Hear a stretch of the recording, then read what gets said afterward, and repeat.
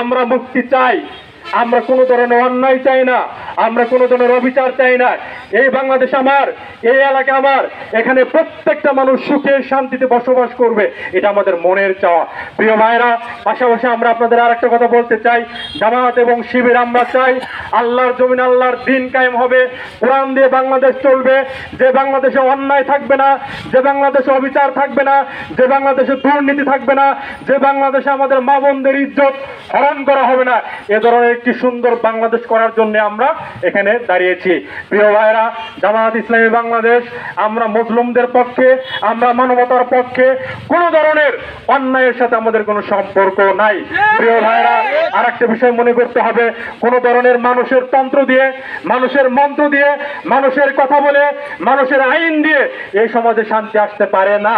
শান্তি আসার জন্য যেটা সবচেয়ে দরকার, আল কোরআন আমাদেরকে শান্তি দিতে পারে, আল ইসলাম আমাদেরকে শান্তি দিতে পারে, এই কোরআন আমাদেরকে মুক্তি দিতে পারে। সেই কোরআন কায়েমের জন্য জামাত কাজ করে, সেই কোরআনের শাসন কায়েম করার জন্য শিবির কাজ করে। কোন অপশক্তি এই সংখ্যালঘুদের উপরে নির্যাতন করে এইটা ছাত্র জনতার আন্দোলনকে প্রশ্নবিদ্ধ না করতে পারে। ভাইরা, জামাত এবং শিবিরের এবং আমাদের ছাত্র জনতা যারা এই গণঅভ্যুত্থানের নেতৃত্ব দিয়েছে, আমরা তাদের রুহের মাগফিরাত কামনা করি।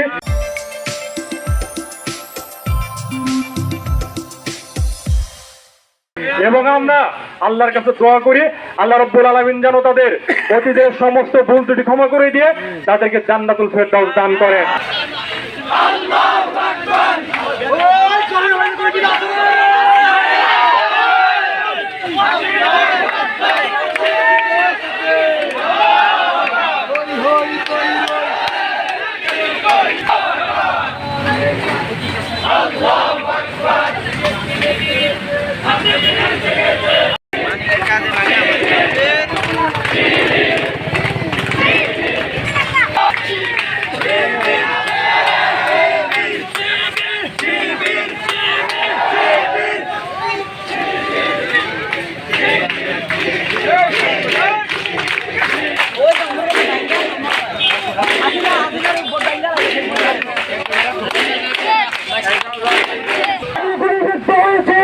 আমার ভাই কাছে শহীদ হয়েছে, আমি সমর্থন করেছিলাম টাঙ্গাইলে, হাজার হাজার ভাইরা গুলিবিদ্ধ হয়েছে।